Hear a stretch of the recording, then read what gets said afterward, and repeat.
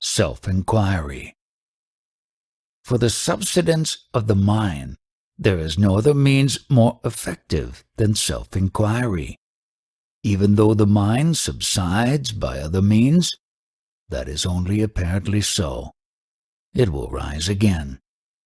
This is the direct method. All other methods are practiced while retaining the ego, and therefore many doubts arise and the ultimate question still remains to be tackled in the end. But in this method, the final question is the only one, and is raised from the very beginning. Self-inquiry leads directly to self-realization by removing the obstacles which make you think that the self is not already realized. Meditation requires an object to meditate on, whereas in self-inquiry, there is only the subject and no object. That is the difference between them. Why should self-inquiry alone be considered the direct path to realization? Because every kind of path except self-inquiry presupposes the retention of the mind as the instrument for following it, and cannot be followed without the mind. The ego may take different and more subtle forms at different stages of one's practice, but it is never destroyed. The attempt to destroy the ego or the mind by methods other than self-inquiry is like a thief turning policeman to catch the thief that is himself. Self-inquiry alone can reveal the truth that neither the ego nor the mind really exists, and enable one to realize the pure, undifferentiated being of the self, or the absolute. To ask the mind to kill the mind is like making the thief the policeman. He will go with you and pretend to catch the thief, but nothing will be gained. So you must turn inward and see where the mind rises from, and then it will cease to exist. Isn't asking the mind to turn inward and seek its source also employing the mind? Of course, we are employing the mind. It is well known and admitted that only with the help of the mind can the mind be killed. But instead of setting about saying there is a mind and I want to kill it, you begin to seek its source, and then you find it does not exist at all. The mind turned outwards results in thoughts and objects. Turned inwards, it becomes itself, the self. By steady and continuous investigation into the nature of the mind is transformed into that which I refers, and that is in fact the self. The mind has necessarily to depend for its existence on something gross. It never subsists by itself. It is the mind that is otherwise called the subtle body, ego, jiva, or soul. That which rises in the physical body as I is the mind. If one inquires whence the I thought arises in the body, in the first instance, it will be found that it is from the hridayam, or the heart. That is the source and stay of the mind. Or again, even if one merely continuously repeats to oneself inwardly, I, with the entire mind fixed thereon, that also leads to the same source. The first and foremost of all thoughts that arise in the mind is the primal I thought. It is only after the rise or origin of the I thought that innumerable other thoughts arise. In other words, only after the first personal pronoun, I, has arisen, do the second and third personal pronouns, you, he, etc., occur to the mind, and they cannot subsist without it. Since every other thought can occur only after the rise of the I thought, And since the mind is nothing but a bundle of thoughts, it is only through the inquiry, "Who am I?" that the mind subsides. Moreover, the integral I thought implicit in such inquiry, having destroyed all other thoughts, itself finally gets destroyed or consumed, just as a stick used for stirring the burning funeral pyre gets consumed. When the mind or ego has to be discarded in any case, why waste time analyzing it? To inquire, "Who am I that am in bondage?" and thus know one's real nature, is the only liberation. To keep the mind constantly turned inwards and to abide thus in the self is the only self-inquiry. Just as it is futile to examine the rubbish that has to be swept up only to be thrown away, so it is futile for him who seeks to know the self to set to work enumerating the tattvas that envelop the self and examining them instead of casting them away. He should consider the phenomenal world with reverence to himself as merely a dream. Other thoughts arise more forcibly when one attempts meditation. Yes, all kinds of thoughts arise in meditation. That is only right, for what lies hidden in you is brought out. Unless it rises up, how can it be destroyed? Thoughts rise up spontaneously, but only to be extinguished in due course, thus strengthening the mind. When I concentrate, all sorts of thoughts arise and disturb me. The more I try, the more thoughts rise up. What should I do? Yes, that will happen. All that is inside will try to come out. There is no other way except to pull the mind up each time it wants to go astray and fix it in the self. Bhagavan has often said that one must reject other thoughts when one begins the quest. But thoughts are endless. If one thought is rejected, another comes up and there seems to be no end of it all. I do not say that you must keep on rejecting thoughts. If you cling to yourself, to the I thought, and your interest keeps you to that single thought, other thoughts will get rejected and will automatically vanish. When I think, "Who am I?" the answer comes, "I am not this mortal body, but am consciousness of the self." And then another thought suddenly rises. Why has the self become manifest? In other words, why has God created the world? The inquiry, "Who am I?" really means trying to find the source of the ego or of the I thought. You are not to occupy the mind with other thoughts such as, "I am not the body." Seeking the source of the I serves as a means of getting rid of all other thoughts. You should not allow any scope for other thoughts such as you mention, but should keep the attention fixed on finding the source of the I thought by asking, when any other thought arises, to whom it occurs. And if the answer is to me, you then resume the thought. What is this I? What is its source? Who am I? How is the answer to be found? Ask yourself the question. The body and its functions are not I. Going deeper, the mind and its functions are not I. The next step takes one to the question, wherefrom do these thoughts arise? The thoughts may be spontaneous, superficial, or analytical. They operate in the mind. Then, who is aware of them? The existence of thoughts, their clear conception and operation become evident to the individual. This analysis leads to the conclusion that the individuality is operative as the cognizer of the existence of thoughts and their sequence. This individuality is the ego, or as people say, I.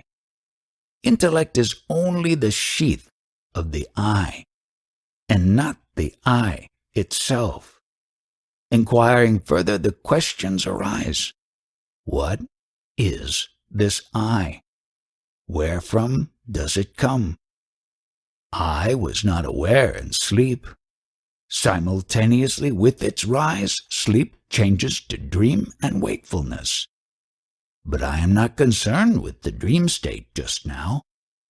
Who am I now in the wakeful state? If I originated on waking from sleep, then the I was covered up with ignorance. Such an ignorant I cannot be what the scriptures refer to or the wise affirm. I am beyond even sleep. I must be here and now, and must be what I was all along in sleep and dream also, unaffected by the qualities of these states. I must therefore be the unqualified substratum underlying these three states.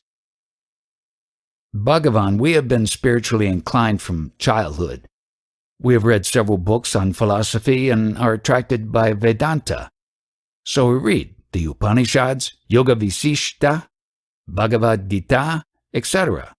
We try to meditate, but there is no progress in our meditation. We do not understand how to realize. Can you help us towards realization? How do you meditate? I begin by asking myself, who am I, and eliminate the body as not I, the breath is not I, the mind is not I, but then I am unable to proceed further. Well, that is all right so far as the mind goes. Your process is only mental. Actually, all the scriptures mention this process only in order to guide the seeker to the truth. The truth cannot be directly indicated. That is why this mental process is used. You see, he who eliminates all the not I cannot eliminate the I. In order to be able to say, I am not this or I am that, there must be the I to say it. This I is only the ego, or the I thought. After the rising up of this I thought, all other thoughts arise. The I thought is therefore the root thought. If the root is pulled out, all the rest is uprooted at the same time. Therefore seek the root I. Question yourself. Who am I? Find out the source of the I. Then all these problems will vanish and the pure self alone will remain. But how am I to do it?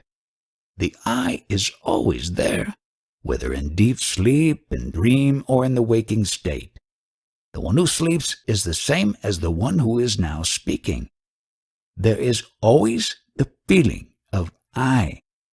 If it were not so, you would have to deny your own existence. But you do not. You say, I am. Find out who is. I still do not understand. You say the I is now the false I. How am I to eliminate this wrong I? You need not eliminate any false I. How can I eliminate itself? All that you need do is to find out its origin and stay there. Your effort can extend only so far. Then the beyond will take care of itself. You are helpless there. No effort can reach it. If I am always here and now, why do I not feel so? Who says that you do not? Does the real I or the false I? Ask yourself, and you will find that it is the false I. The false I is the obstruction which has to be removed in order that the true I may cease to be hidden. The feeling I have not realized is the obstruction to realization. In fact, it is already realized. There is nothing more to be realized. If there were, realization would be something new which did not yet exist. it was to come about in the future. But whatever is born will also die. If realization is not eternal, it is not worth having. Therefore, what we seek is not something that must begin to exist, but only that which is eternal, but is veiled from us by obstructions. All that we need do is to remove the obstruction. What is eternal is not recognized as such, owing to ignorance. Ignorance is the obstruction. Get rid of it, and all will be well. This ignorance is identical with the I thought. Find its source, and it will vanish. The I thought is like a spirit which, although not palpable, rises up simultaneously with the body, flourishes with it, and disappears with it. The body consciousness is the wrong I. Give it up. You can do so by seeking the source of I. The body does not say, I am. It is you who say, I am the body. Find out who this I is. Seek its source, and it will vanish. Then will there be bliss? Bliss is coeval with being consciousness. All the arguments relating to the eternal being apply to eternal bliss also. Your nature is bliss. Ignorance is now hiding the bliss. But you have only to remove the ignorance for the bliss to be freed. Should we not find out the ultimate reality of the world as individual and God? These are conceptions of the I. They arise only after the advent of the I thought. Did you think of them in deep sleep? Yet you existed in sleep, and the same you is speaking now. If they were real, would they not exist in your sleep also? They are dependent on the I thought. Again, does the world tell you, I am the world? Does the body say, I am the body? You say, this is the world, this is the body, and so on. So these are only your own conceptions. Find out who you are, and that will be the end of all doubts. What becomes of the body after realization? Does it continue to exist or not?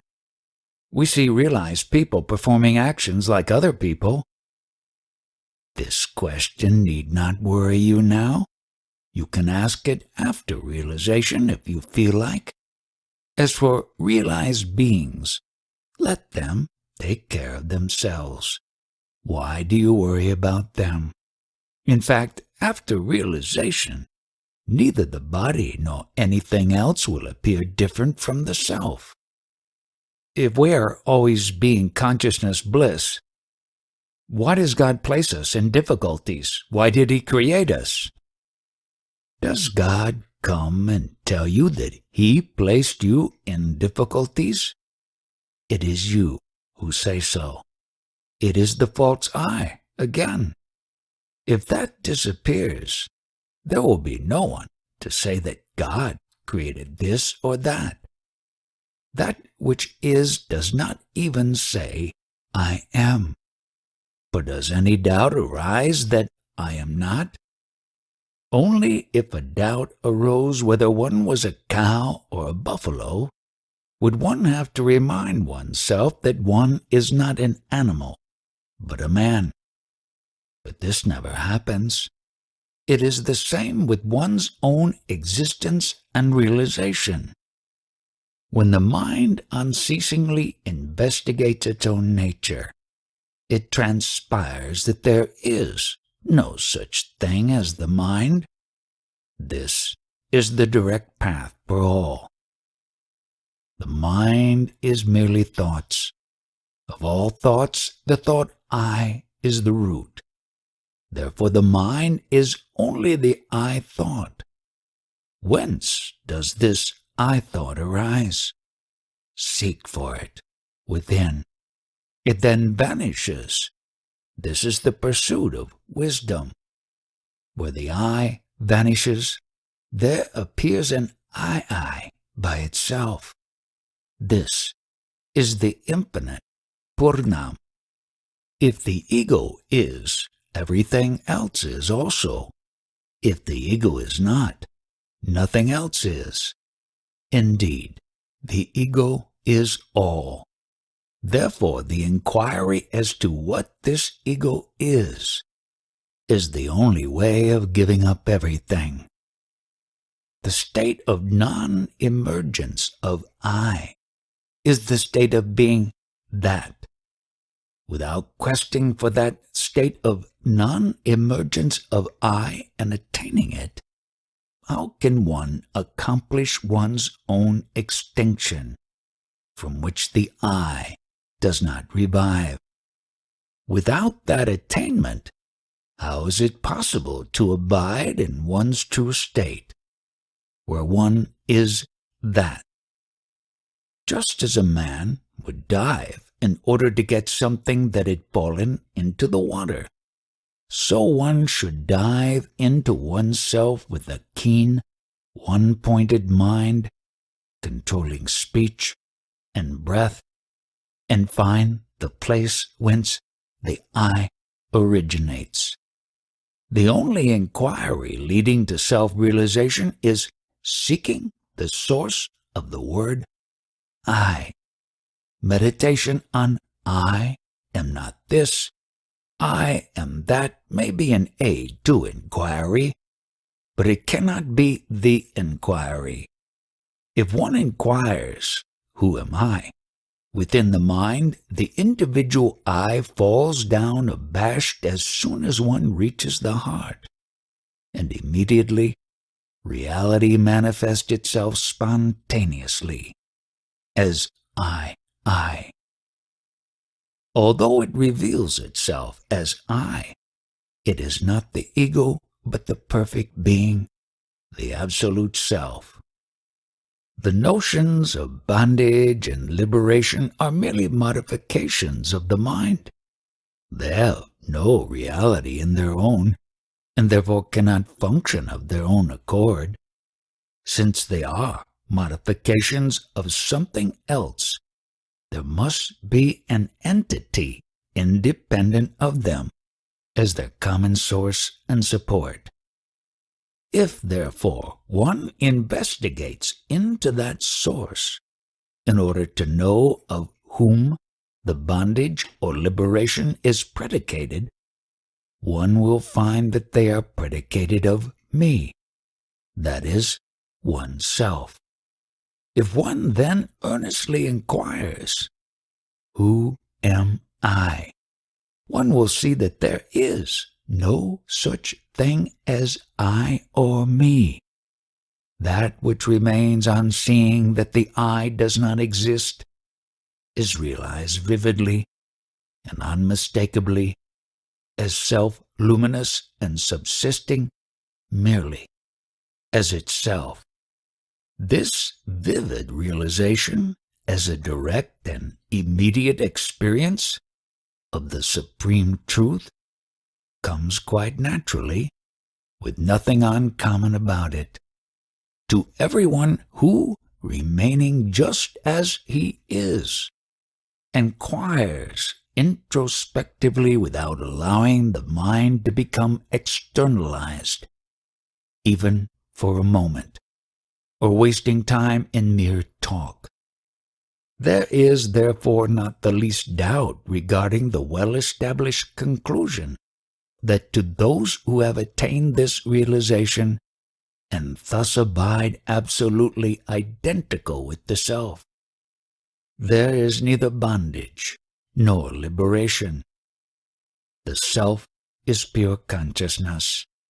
Yet a man identifies himself with the body which is insentient, and does not itself say, I am the body. Someone else says so. The unlimited self does not. Who does? A spurious I arises between the pure consciousness and the insentient body and imagines itself to be limited to the body. Seek this, and it will vanish like a phantom. The phantom is the ego or mind or individuality. All the scriptures are based on the rise of this phantom, whose elimination is their purpose. The present state is mere illusion. Its dissolution is the goal and nothing else. How is one to realize the self? Whose self? Find out. Mine, but who am I? It is you who must find out. I don't know. Just think over the question. Who is it that says, I don't know? Who is the I in your statement? What is not known? Somebody or something in me. Who is that somebody? In whom? Perhaps some power? Find out. Why was I born? Who was born? The answer is the same to all your questions. Who am I, then? Have you come to examine me? You must say who you are. However much I try, I do not seem to catch the I. It is not even clearly discernible. Who is it that says the I is not discernible? Are there two I's in you? That one is not discernible to the other? Instead of inquiring, who am I, can I put the question to myself, who are you? So that my mind may be fixed on you, whom I consider to be God, in the form of the Guru? Perhaps I would come nearer to the goal of my quest by that inquiry than by asking myself, who am I? Whatever form your inquiry may take, you must finally come to the one I, the self. All these distinctions made between I and you, master and disciple, are merely a sign of ignorance. The supreme I alone is. To think otherwise is to delude oneself. Therefore, since your aim is to transcend here and now, these superficialities of physical existence through self-inquiry, where is the scope for making the distinctions of you and I, which pertain only to the body? When you turn the mind inwards, seeking the source of thought, where is the you and where is the I? You should seek and be the self that includes all. But isn't it funny that the I should be searching for the I? Doesn't the inquiry, who am I, turn out in the end to be an empty formula? Or am I to put the question to myself endlessly, repeating it like some mantra? Self-inquiry is certainly not an empty formula. It is more than the repetition of any mantra. If the inquiry, who am I, were mere mental questioning, it would not be of much value. The very purpose of self-inquiry is to focus the entire mind at its source. It is not, therefore, a case of one I searching for another I. Much less is self-inquiry an empty formula, for it involves an intense activity of the entire mind to keep it steadily poised in pure self-awareness. Self-inquiry is the one infallible means, the only direct one, to realize the unconditioned absolute being that you really are. I am told that according to your school, I must find out the source of my thought. How am I to do that? I have no school. However, it is true that one should trace the source of all thoughts. Suppose I have the thought horse and try to trace its source. I find that it is due to memory, and the memory in its turn is due to prior perception of the object horse, but that is all. Who asked you to think about all that? All those are also thoughts. What good will it do you to go on thinking about memory and perception? It will be endless, like the old dispute. Which came first, the tree or the seed? Ask, who has this perception and memory? That I that has the perception and memory? Whence does it arise? Find this out. Because perception or memory or any other experience only comes to that I. You do not have such experiences during sleep, and yet you say that you existed during sleep, and you exist now, too. That shows that the I continues while other things come and go. I'm asked to find out the source of I, and in fact that is what I want to find out, but how can I? What is the source from which I came? You came from the same source in which you were during sleep. Only during sleep you could not know where you entered. That is why you must make the inquiry while awake. Some of us advise the visitor to read Who Am I and Ramana Gita, and Bhagavan also told him he might do so. Your books prescribe self-inquiry, but how is one to do it? That must also be prescribed in the books. Am I to concentrate on the thought, who am I? It means that you must concentrate to see where the I thought arises. Instead of looking outwards, look inwards and see where the I thought arises. And Bhagavan says that if I see that, I shall realize the self. There is no such thing as realizing the self. How is one to realize or make real what is real? People all realize or regard as real what is unreal, and all they have to do is to give up doing so. When you do that, you will remain as you always are, and the real will be real. It is only to help people give up regarding the unreal as real that all the religions and practices taught by them have come into being. Whence comes birth? Whose birth? The Upanishads say, he who knows Brahman becomes Brahman. It is not a matter of becoming, but of being. There is no goal to be reached. There is nothing to be attained. You are the self. You exist always. Nothing more can be predicated of the self than that it exists. Seeing God or the self is only being the self. That is yourself. Seeing is being. You, being the self, want to know how to attain the self. It is like a man being at Ramana Ashram and asking how many ways there are of going to Ramana Ashram and which is the best way for him. All that is required of you is to give up the thought that you are this body, and give up all thoughts of external things or the non-self. As often as the mind goes out towards objects, stop it and fix it in the self or I.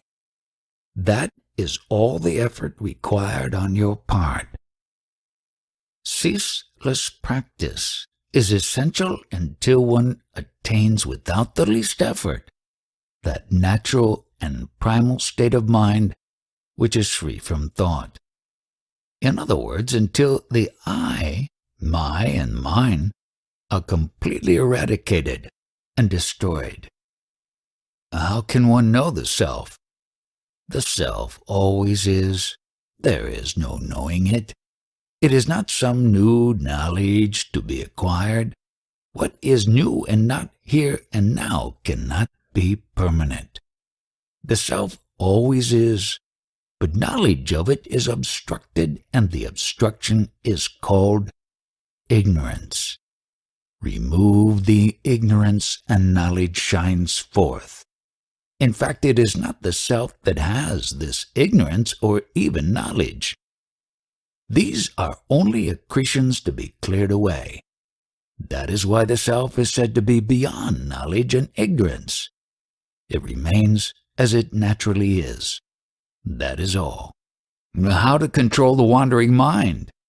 It troubles me. I don't know how to do it. That is nothing particular to you. That is what everybody asks and what is dealt with by all the scriptures, such as the Gita. What other way is there except to draw the mind back every time it strays or turns outwards, as advised in the Gita? Of course, it is not an easy thing to do. It will come only with practice. The mind strays after what it desires. It won't stay fixed on the object I set before it. Everybody seeks only what brings him happiness.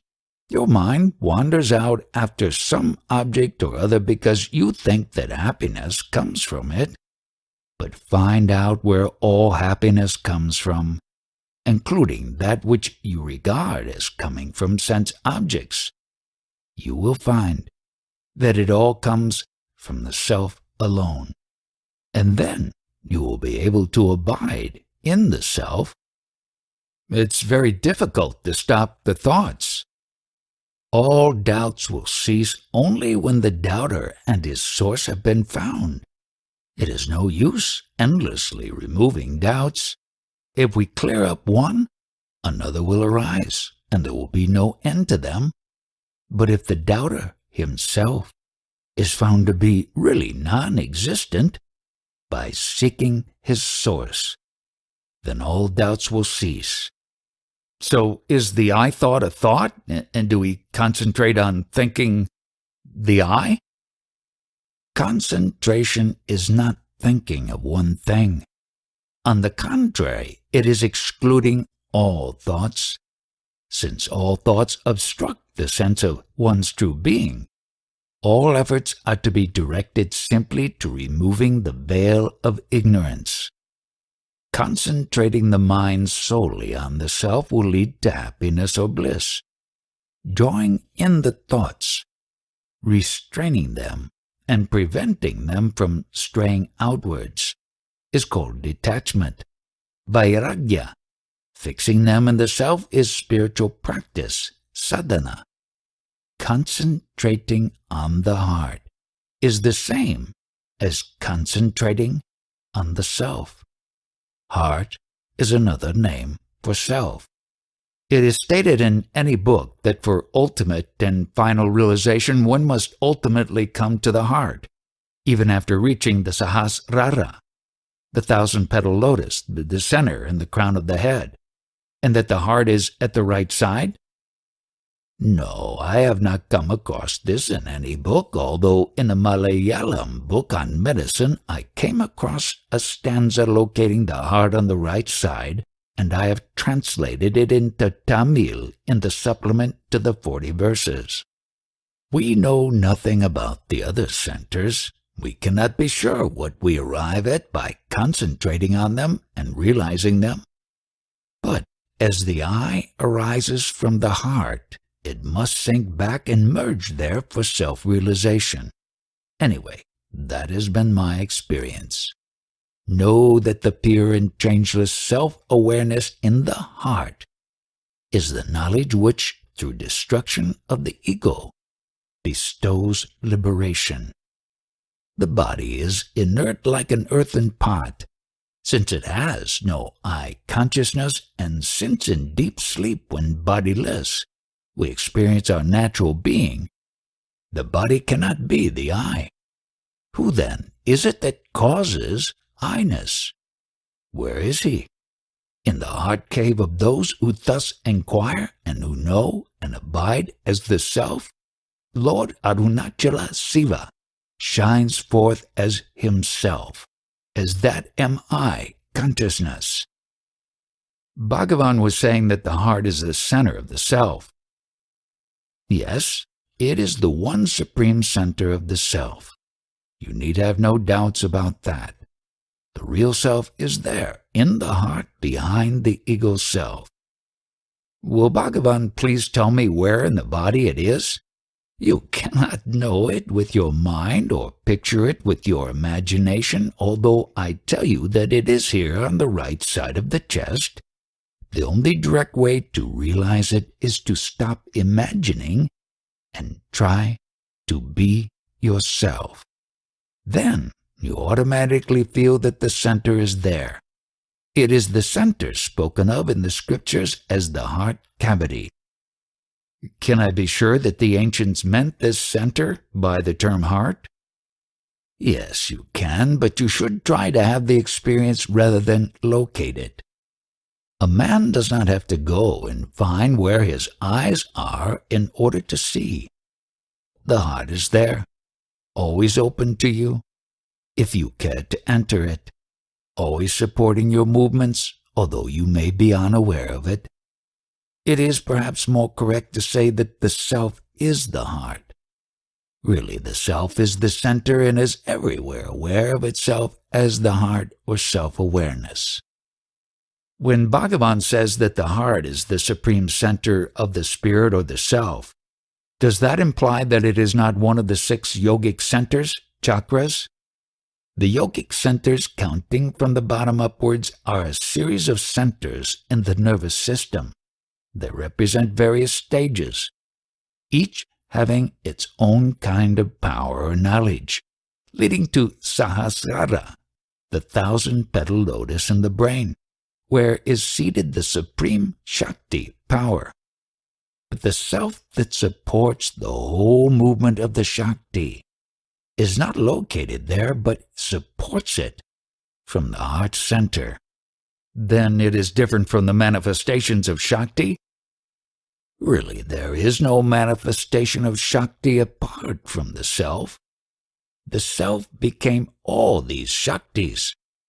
When the yogi attains the highest state of spiritual awareness, samadhi, it is the self in the heart that supports him in that state whether he is aware of it or not. But if his awareness is centered in the heart, he realizes that whatever centers or states he may be in, he is always the same truth, the same heart, the one self, the spirit that is present throughout, eternal and immutable. The Tantra Sastra calls the heart Surya Mandala, or the solar orb, and the Sahasrara as Chandra Mandala, or lunar orb. This shows the relative importance of the two. If the eye is an illusion, who is it that cast off the illusion? The eye casts off the illusion of the eye and yet remains I. Such is the paradox of self-realization. The realized do not see any paradox in it. Consider the case of the worshipper. He approaches God and prays to be absorbed in him. He then surrenders himself in faith and by concentration. And what remains afterwards?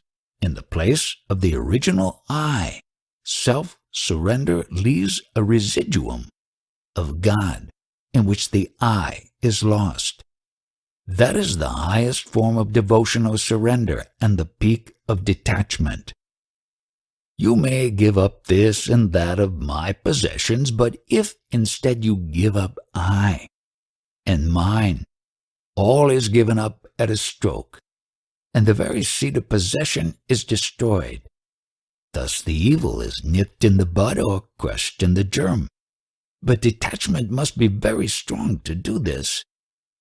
The craving to do it must equal the craving of a man who is held under water to rise to the surface and breathe. I sometimes find myself when doing self-inquiry that I get very sleepy, but when I stop meditating, it goes away. What is required is to remain fixed in the self always. The obstacles to that are distraction by things of the world, including sense objects, desires, and tendencies, on the one hand, and sleep on the other.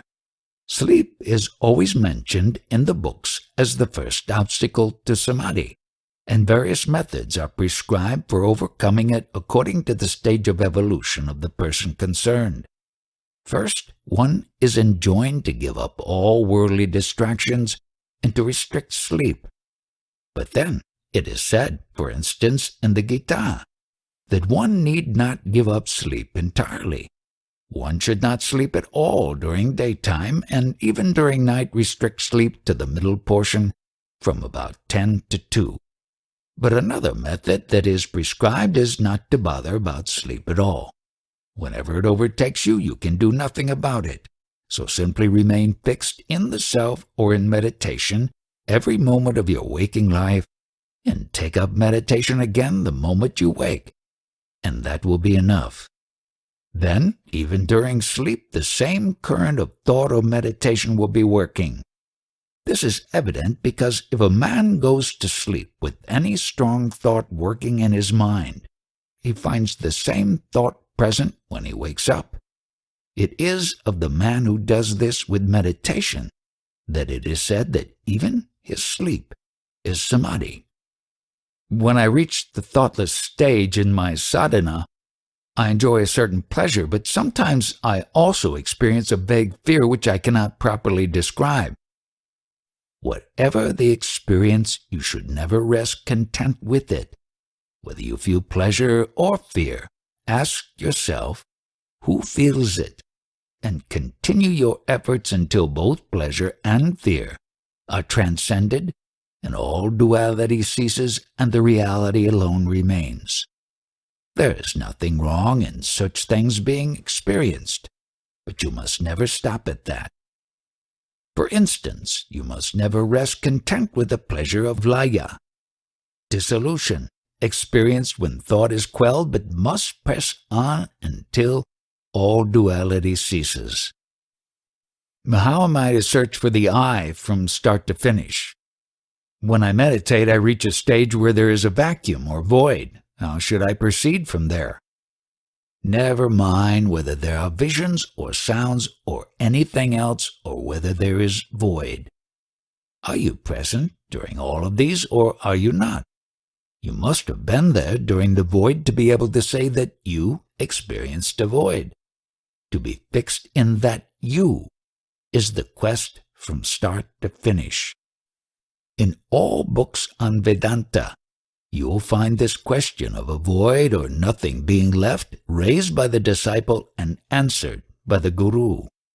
It is the mind that sees objects and has experiences, and that finds a void when it ceases to see and experience. But that is not you. You are the constant illumination that lights up both the experience and the void. It is like the theater light that enables you to see the theater, the actors, and the play, while the play is going on, but also remains a light and enables you to say that there is no play on when it is all finished. Or there is another illustration. We see objects all around us, but in complete darkness. We do not see them and say, I see nothing. In the same way, you are there even in the void you mention. You are the witness of the three bodies, the gross, the subtle, the causal, and of three times, past, present, and future, and also this void. In the story of the 10th man, when each of them counted and thought there were only 9, each one forgetting to count himself, there is a stage when they think one is missing and do not know who it is, and that corresponds to the void. We are so accustomed to the notion that all that we see around us is permanent and that we are this body, that when all this ceases to exist, we imagine and fear that we also have ceased to exist. A disciple said in the Vivekachudamani, "After I eliminate the 5 Cs as not self, I find that nothing at all remains."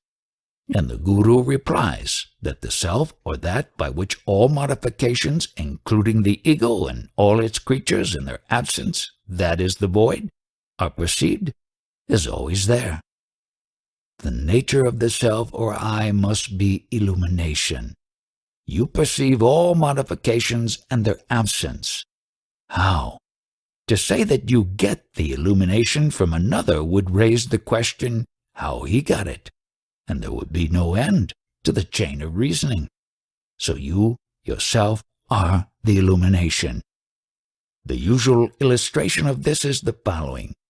You make all kinds of sweets of various ingredients and in various shapes, and they all taste sweet because there is sugar in all of them, and sweetness is the nature of sugar. And in the same way, all experiences and the absence of them contain the illumination, which is the nature of the self. Without the self, they cannot be experienced, just as without sugar, not one of the articles you make can taste sweet. First, one sees the self as objects. Then one sees the self as void. Then one sees the self as the self. Only in this last case there is no seeing, because seeing is being. Is it right to kill animals such as tigers and deers and so on and use the skin as a seat for the yoga posture? The mind is the tiger or the deer. If everything is illusion, one can then take life. But who has the illusion? That is what you must find out. In fact, everyone is a killer of the self, Atmahan, at every moment of his life. Which posture is best? Any posture, possibly Sukhasana, the easy or half Buddha posture, but that is immaterial for Jnana, the path of knowledge. Does posture indicate temperament? Yes. What are the properties and effects of a tiger's skin or wool or a deer's skin as a seat? Some people have found out and described them in books on yoga. They correspond to conductors and non-conductors of magnetism and so on. But all this is of no importance on the path of knowledge, Jnana Marga. Posture really means steadfastness in the self, and it is inward. Which is the most suitable time for meditation? What is time? Tell me what it is. Time is only an idea. There is only reality. Whatever you think it is, it appears to be. If you call it time, it is time. If you call it existence, it is existence, and so on. After calling it time, you divide it into days and nights, months, years, hours, minutes, and so on. Time is immaterial for the path of knowledge, but some of these rules and disciplines are good for beginners. Does Bhagavan recommend any special posture for Europeans? It depends on the mental equipment of the individual. There are no hard and fast rules. Is meditation to be practiced with eyes open or closed? It may be done either way. The important thing is that the mind should be turned inwards and kept active in its quest. Sometimes it happens that when the eyes are closed, latent thoughts rush forth with great vigor. But on the other hand, it may be difficult to turn the mind inwards with the eyes open. It requires strength of mind. The mind is pure by nature, but contaminated by taking in objects.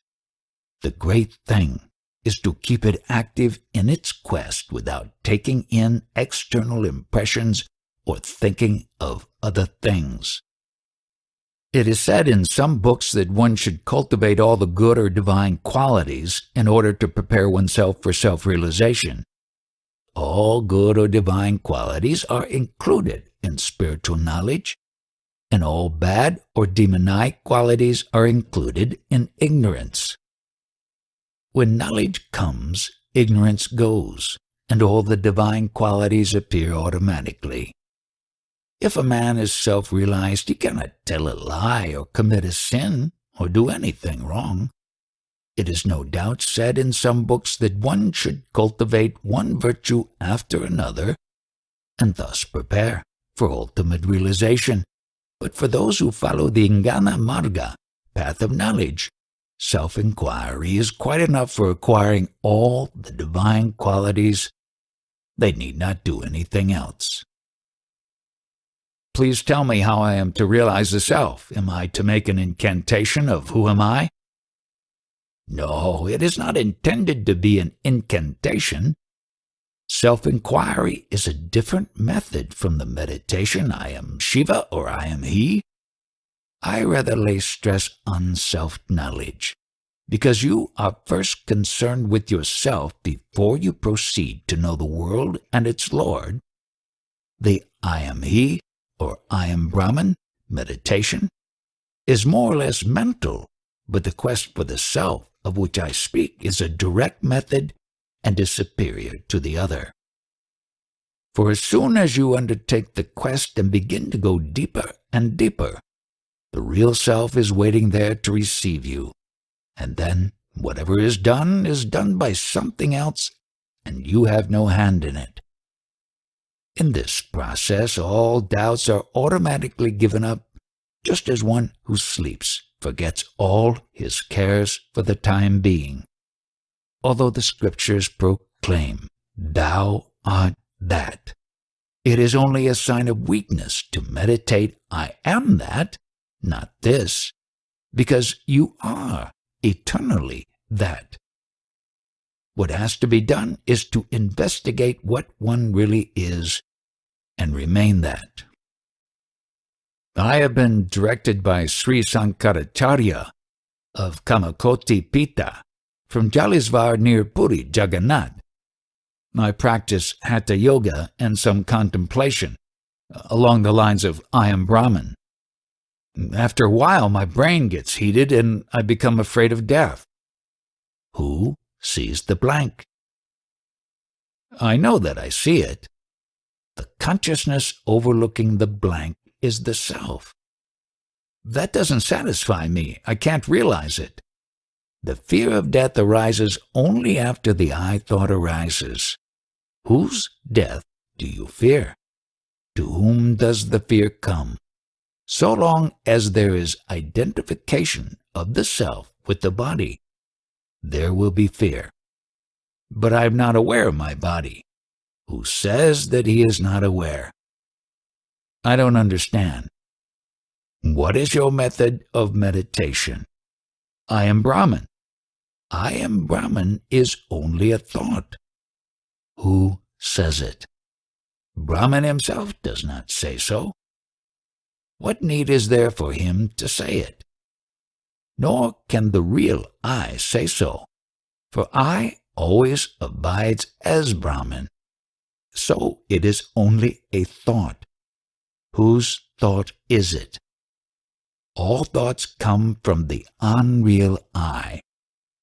That is the I thought. Remain without thinking. So long as there is thought, there will be fear. When I go on thinking on this line, forgetfulness ensues. The brain becomes heated and I become afraid. Yes, the mind is concentrated in the brain and hence you get a hot sensation there. That is because of the I thought. So long as there is thought, there will be forgetfulness. There is the thought, I am Brahman.